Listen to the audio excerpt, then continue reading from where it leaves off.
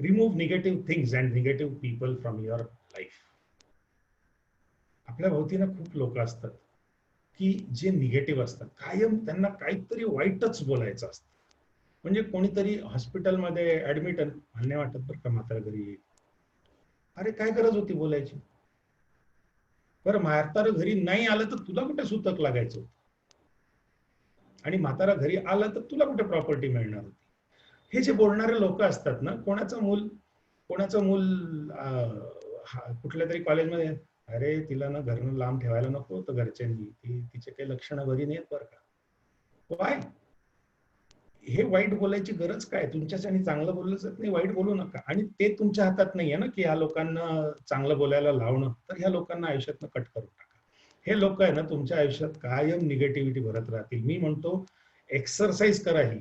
बसून यादी बनवा की कोण कोण लोक वाईट बोलणार आहेत.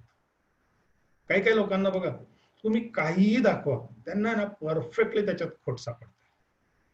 माझा एक मित्र आहे, त्याला ना आजपर्यंत असं रेस्टॉरंटच जगात बनलेलं नाही की ज्याचं सगळं परफेक्ट असतं. नाही नाही नाही, ते दाल तडका होतं की काय वरण दिलं होतं फोडणीचं, काहीतरी तो त्याच्यात सापडेलच ना. म्हणजे सगळ्यात जग त्या हॉटेलच्या बाहेर गर्दी करून उभं असतं.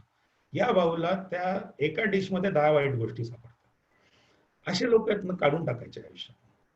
हे लोक आपल्याला मागे धरतात, हे लोक आपल्याला मागे खेचतात, हे लोक आपले पॉझिटिव्ह थॉट्स, आपले क्रिएटिव्हिटी हे लोक कुठेतरी डॅमेज करतात.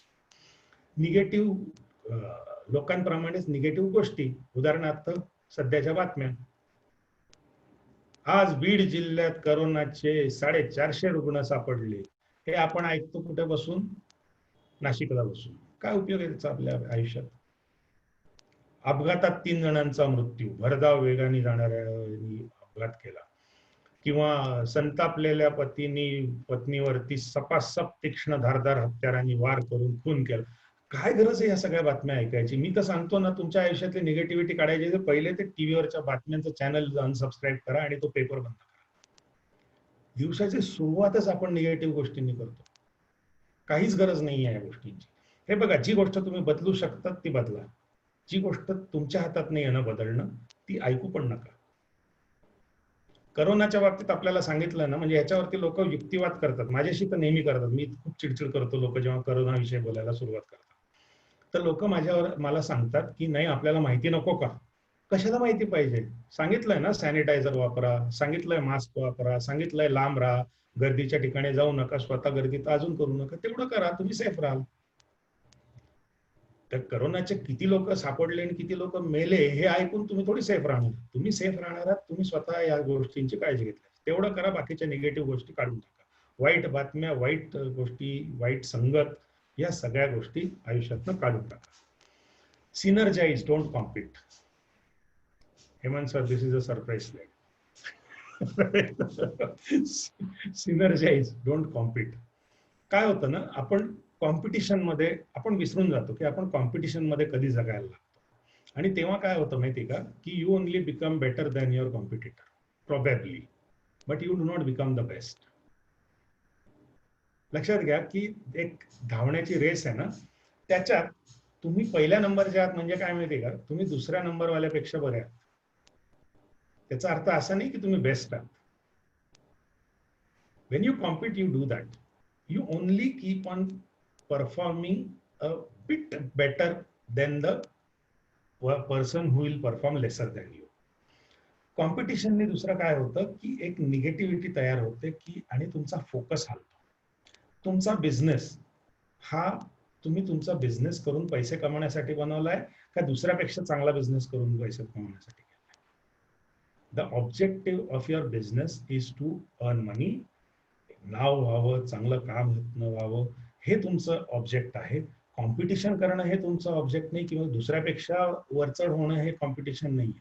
ह्याच्या अपोजिट सिनर्जीचा अर्थ काय, की जेव्हा एकत्रितरित्या एकाच डायरेक्शन मध्ये एक काम केलं जातं ना, तेव्हा त्याला सिनर्जी म्हणतात. म्हणजे मी ठरवलं की मला एक ह्या लिडरशिप ट्रेनिंग ह्या फील्डमध्ये काम करायचंय.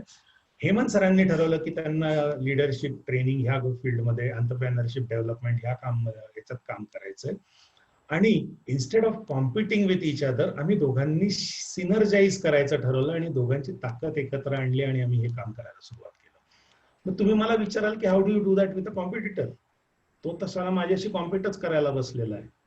येस, मग त्याच्या कॉम्पिटिशनचा ना फायदा करून घ्या. मी स्वतः ट्रॅव्हल एजंट आहे. मेक माय ट्रिप जेव्हा आलं ना तेव्हा सगळेजण म्हणत होते आता ऑनलाईन आलं ट्रॅव्हल एजंट तर संपला बाबा. आणि माझे ट्रॅव्हल एजंट मित्र आहेत ना दिवस रात्र आपलं त्याच मेक माय ट्रिप कसं संपेल याच्यावरतीच विचार करत बसायचं. एक तर पहिली गोष्ट म्हणजे कावळ्याच्या शापाने गायी मरत नसते, आणि दुसरी गोष्ट म्हणजे कावळ्याने ते शाप देण्यापेक्षा आपल्याला कुठे श्राद्धाचं पिंड आहे हे शोधलं तर त्याचं पोट भरतं. सिमिलरली त्या मेक माय ट्रिपला शिव्या देऊन देऊन मेक माय ट्रिपचं काहीच नाही झालं. तुम्ही तुमच्या लाईफमध्ये निगेटिव्हिटी ऍड केली.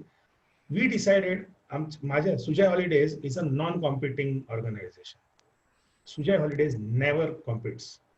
आम्ही काय केलं, मेक माय ट्रिपच्या अगेन्स्ट कॉम्पिट करण्याच्या ऐवजी आम्ही लोकांनाच ऑफर दिली की तुम्हाला मेक माय ट्रिपवरनं बुकिंग करायचं असेल पण तुमच्याकडे वेळ नसेल, क्रेडिट कार्ड नसेल, तुम्हाला क्रेडिट कार्ड वापरणं हे तुम्हाला रिस्की वाटत असेल, तुम्हाला चूज करण्यासाठी तुमच्याकडे एक्सपर्टीज नसेल, तर तुम्ही आम्हाला सांगा, तेच मेक माय ट्रिपचं बुकिंग आम्ही करून देतो आणि त्याच्या अगेन्स्ट आम्हाला सर्व्हिस चार्ज द्या. सिनर्जी.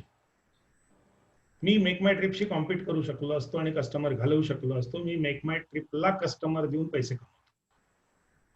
This is synergy. एखाद्या बाईकडे काहीतरी असलं की दुसरे म्हणते की तिने किती चांगलं ते दागिना घातलेला असेल तर ती ना अमकी आहे ना तिचं जास्त भारी, ती माझी मैत्रीण आहे. तुमच्या मित्रांनी कार घेतली ना की घरी येऊन आपण म्हणायचं नाही रे त्यांनी ती कार घेतली, काही नाही थांब वर्षभर आपण त्याच्यापेक्षा भारी कार घेऊ. काय गरजच नाही आहे ना त्याच्यापेक्षा भारी कार. त्याच्यापेक्षा तुमच्या कारपेक्षा वाईट कार असले किंवा कार नसलेले किती लोक आहेत तुमच्या अवतीभोवती.